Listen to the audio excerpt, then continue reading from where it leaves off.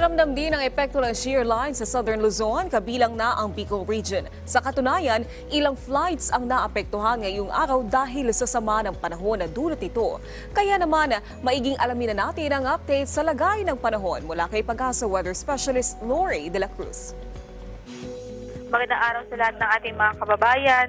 May mga pag-ulan pa rin tayong na inaasahan sa Bicol Region, Oriental Mindoro, Romblon, Marinduque, Aklan, Capiz, Northern Samar dahil sa epekto ng shear line. Kahit pinag-iingat natin ang mga kababayan doon sa mga namagit natin lugar dahil may posibilidad po ng mga pagbaha.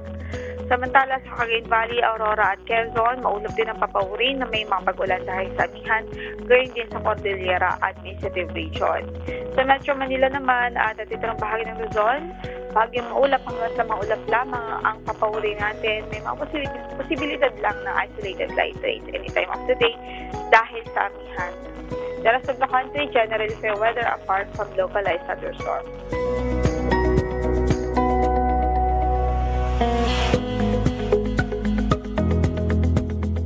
Ngayon din nakataas ng ating teen warning sa mga baybaying dagat ng Northern Luzon, Eastern Seaboard ng Central and Southern Luzon at Eastern Seaboard ng Visayas.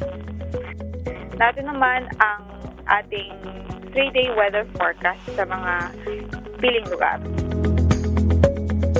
Samantala, narito naman ang top 10 lowest temperatures sa ating bansa. At narito rin ang update sa lagay ng ating mga dam.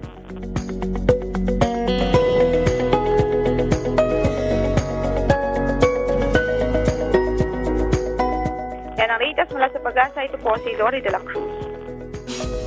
Maraming salamat Pag-asa Weather Specialist Lori de la Cruz. At paalala muli sa ating mga kababayan para maging ligtas sa lahat ng pagkakataon mula sa epekto ng pabago-bagong panahon. Ugaling tumutok dito lang sa PTV Info Weather.